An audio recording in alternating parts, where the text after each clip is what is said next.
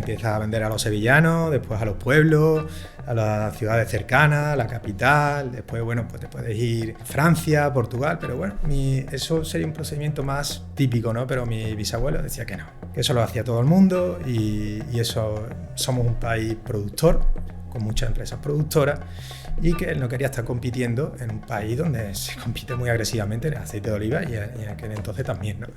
Entonces, ¿qué sentido tenía estar compitiendo en un país productor? El mundo es muy grande. Para aquella fecha el mundo era más chico porque era más complicado todo, pero había mucho potencial y él quería dedicarse a la exportación. Bienvenidos a Mi Primera Exportación, un podcast de Fundación La Mainière, donde los empresarios cuentan sus aventuras internacionales. Edición 13. 100% exportadores. Una conversación con Alfredo Ribelles, subdirector de Torres y Ribelles.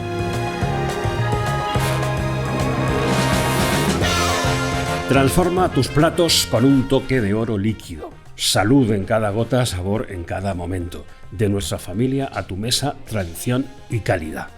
Bueno, no crean ustedes que son frases publicitarias. Es el compromiso de una familia desde el año 1914, desde el centro histórico de Sevilla para todo el mundo. En Torres y Ribelles se llevan ya cuatro generaciones ofreciendo aceite de verdad. Aceite de verdad. Hoy hablamos con Alfredo Ribelles, que es el subdirector de la empresa.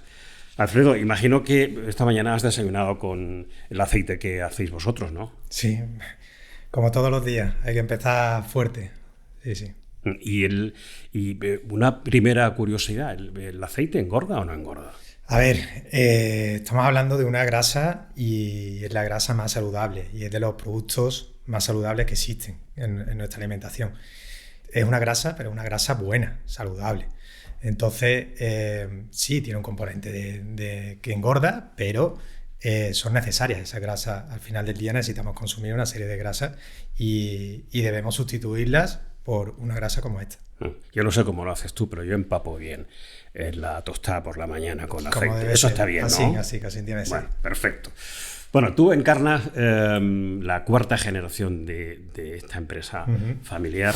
La verdad es que debe ser algo serio, Alfredo, y también emocionante recibir el pozo de la historia de tu familia, porque, claro, es una empresa y algo más, ¿no? Es la herencia de unos apellidos. Sí, claro, es una responsabilidad. Esto Torres y Ribelles es una construcción y nosotros vamos pasando y debemos dejar mejor incluso que las generaciones anteriores, ¿no? Es la filosofía que tenemos que realizar allí, ¿no? Un trabajo de mantener y mejorar y que la estructura sea bien sólida para las generaciones que vengan. Tu empresa, si me permites que lo diga así, Alfredo, tu empresa es la crónica intensa y emocionante, como los cantes de ida y vuelta, porque nació en Sevilla, pero estuvo en manos puertorriqueñas, también en Norteamérica, hasta un día que volvió al lugar donde todo empezó, en Sevilla. Sí, esa, bueno, sí, es una historia un poco peculiar, ¿no? Yo no he escuchado muchas situaciones parecidas, ¿no? Pues sí, mi bisabuelo ya decide jubilarse, decide vender la empresa y la vende a una distribuidora puertorriqueña que distribuía nuestros productos, era uno de los principales productos que distribuía, una empresa fuerte allí en Puerto Rico. Y bueno, decide hacerse con el fabricante. Y el trato pues se cierra, mi bisabuelo pues se jubila y ponen de gerente de la empresa a mi abuelo. Y bueno, con el paso del tiempo, pues unos años más tarde, una empresa norteamericana que se llama Campbell's, que es una multinacional enorme, una empresa que factura más de 10.000 millones de dólares. Entramos dentro de un conglomerado porque adquiere esta distribuidora puertorriqueña. La adquiere y nosotros formamos parte de esa empresa que se van a pasar parte de Campbell's. Y bueno, pues entramos en su estructura y bueno, mi padre, que siempre ha trabajado en Torres y Ribelles, después pasa a la estructura de Campbell's. pasa a desempeñar varios puestos y en un momento dado pues deciden pasarlo a la empresa de origen en Sevilla, en Torres y Ribelles, de su familia, antigua de su familia, y mi abuelo pues se prejubila y mi padre se queda como gerente. Y con el paso también de los años, pues Campbell decide hacer un proceso de quitarse empresas de en medio, de su cartera, ¿no? Y entre ellas pues sacan a subasta Torres y Ribelles. Y mi padre cuando se entera, se lo dicen, se lo comunican y mi padre pues dice que quiere entrar en esa puja. Entra en la puja y la recompró. Por lo tanto, volvió otra vez de nuevo a manos de la familia Ribelles después de tantísimos años. Sí. A Sevilla. Bueno, para encontrar en la historia de la empresa la primera exportación tendríamos que irnos muy atrás, al año 1916, 17, por ahí. Bueno, tú no estabas, Alfredo, pero supongo que te lo han contado, ¿no? Sí. ¿Cómo fue aquella primera exportación? No, efectivamente no estaba. Y porque sí, fue en esa fecha. Y bueno, realmente cómo se harían a día de hoy, antiguamente los negocios, cómo empezaría, ¿no? Un procedimiento habitual sería que si pones una empresa en Sevilla, pues empiezas a vender a los sevillanos, después a los pueblos, a las ciudades cercanas, a la capital, después, bueno, pues te puedes ir a Francia, Portugal, pero bueno, eso sería un procedimiento más típico, ¿no? Pero mi bisabuelo decía que no, que eso lo hacía todo el mundo y eso, somos un país productor, con muchas empresas productoras, y que él no quería estar compitiendo en un país donde se compite muy agresivamente en el aceite de oliva y en aquel entonces también, ¿no? Entonces, ¿qué sentido tenía estar compitiendo en un país productor? El mundo es muy grande. Para aquella fecha el mundo era más chico porque era más complicado todo, pero había mucho potencial y él quería dedicarse a la exportación. Y bueno, en esa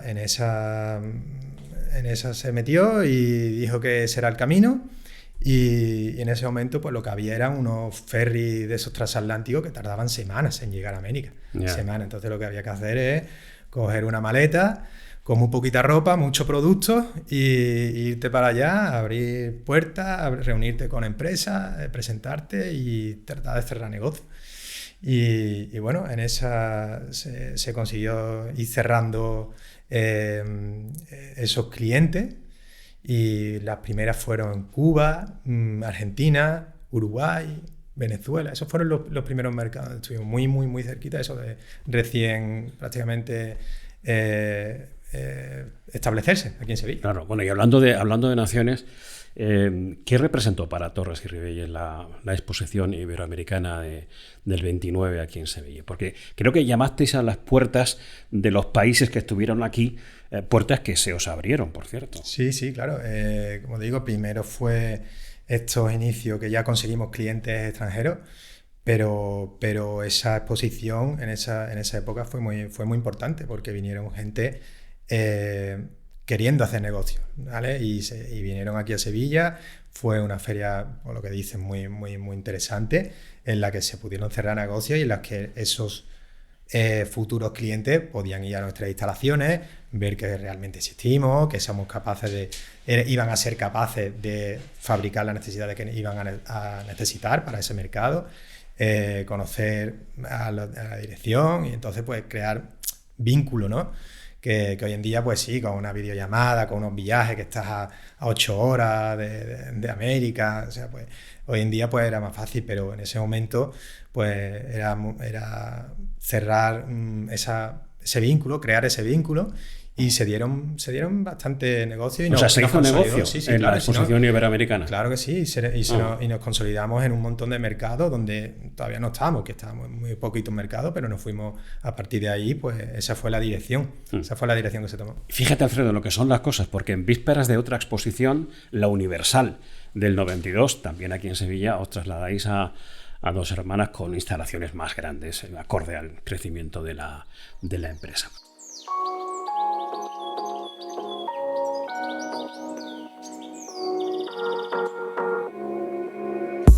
Te voy a pedir que nos expliques cuál es el dispositivo, el camino que sigue un envío de aceite desde Dos Hermanas a la otra punta del mundo. ¿Eso cómo se hace? A ver, es más sencillo de lo que parece realmente, ¿no? Nosotros ya tenemos establecido un una estructura para todo esto. Entiendo que a lo mejor hay gente que nos escucha, que está pensando dar el paso, ¿no? Ve que es demasiado mundo o que es demasiado trámite, que sí, lo son, pero bueno, una vez que has hecho la primera, es más sencillo. Cuando tienes esa estructura es más sencillo. Hay empresas que te pueden ayudar, la Cámara de Comercio, el ICE, Andalucía Trade, pero después hay empresas que te pueden ayudar con la logística. Hay muchos servicios que hoy en día se subcontratan. Nosotros pues nos dedicamos a la exportación, no tenemos que subcontratar muchos servicios, ¿no? Pero hoy en día se hace y no es tan difícil como parece, ¿vale? Nosotros, ya te digo, somos 100% exportadores. No nos es diferente llevar un mercado en Dinamarca o en América, lo que sea, que un cliente de Madrid. No tenemos ese cliente en Madrid, por eso nos dedicamos 100% en exportación y no lo vemos más complejo. Pero la logística o el protocolo es idéntico para ir a Dinamarca o ir a Bueno, América. Sí, a ver, hay muchas cosas envueltas. Hay temas de etiquetaje, temas de regulaciones, pues si es la Unión Europea, si es terceros países. Hay países que te piden certificaciones de un tipo o de otro, pero sí, hay que indagar y saber dónde te estás metiendo. Hay que hacer su estudio, no solo hay que hacer un estudio de mercado, si tu producto encaja allí, pero también hay que hacer un estudio regulatorio del país y, bueno, pues eso, el etiquetaje y todo eso. Y después la parte marítima, pues nada, eso es más bien sencillo.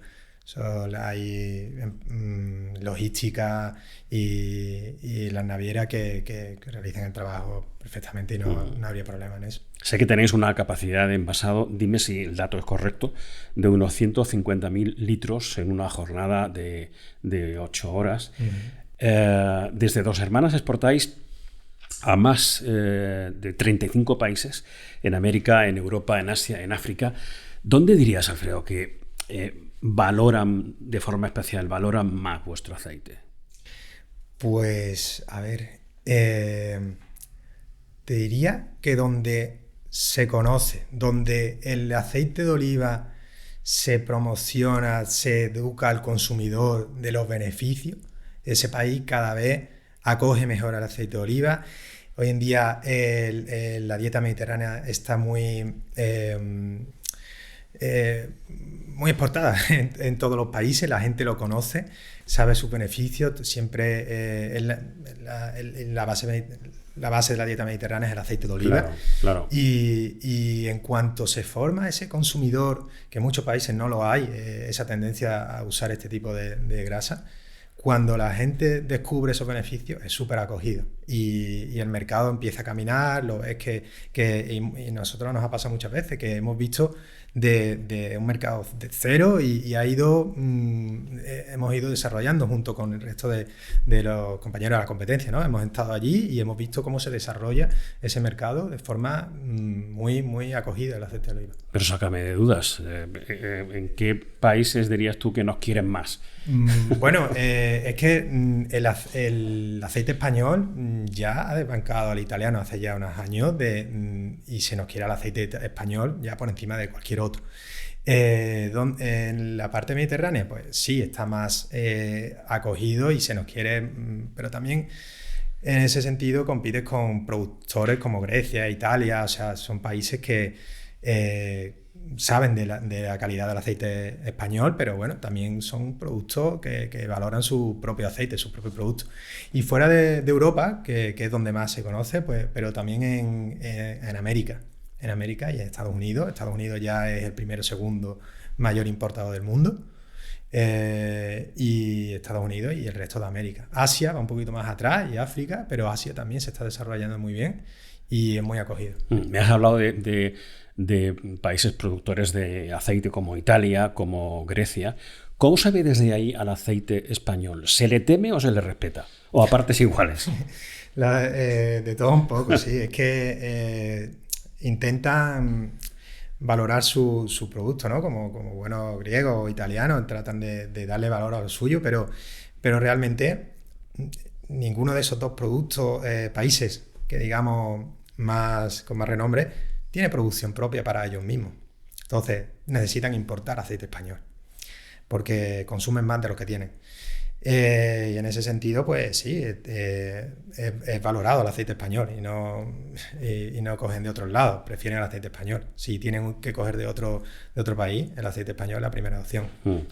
Fíjate, Alfredo, que Torres y Ribelles lleva ya más de 100 años exportando. Hemos hablado que la primera vez a Cuba fue en 1917. ¿Tú qué le dices hoy desde aquí a un empresario que te está escuchando y que aún no ha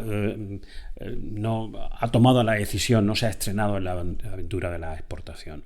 ¿Qué le dirías? ¿Cómo le animarías? A ver, ya te digo, no se tiene que tener miedo porque realmente cuando haces la primera, yo creo que las siguientes van bastante rodados. Pero sí, es cierto que tienes que... Aparte de hacer lo que hemos comentado antes de un estudio de mercado, ver si tu producto va a tener su acogida, porque vas a hacer una serie de inversiones y un desgaste en lograr abrir ese mercado.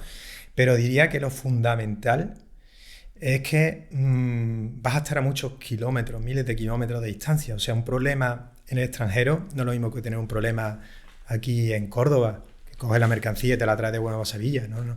Estamos hablando de muchos miles de kilómetros y el problema que te puede surgir allí es más grave. Por eso, lo principal que yo diría es hacer unas inversiones importantes, sensatas, en tener un producto de máxima calidad. ¿Vale? Nosotros invertimos constantemente todos los años en tener no solo en tener tiene dos tipos de calidad: el propio producto del aceite de oliva, de oliva, pero también el producto final, el envase, el empaque. El producto tiene que estar bien envasado, bien etiquetado, tiene que tener una calidad extrema. Y para eso, pues, hay que invertir en no tener fallos en esas fabricaciones. Claro. Nuestra fábrica, realmente nadie toca el producto, nadie. O sea, la línea es automática de principio a fin. Los operarios que están allí están para vigilar de que todo esté perfecto, en perfectas condiciones. Y aparte hay una maquinaria de inteligencia de visión artificial, pesadora, balanzas en línea, hay inspectoras, que todo, hay mucha maquinaria que se ha invertido para tener unas fabricaciones perfectas, porque no puedes cometer un error de eso.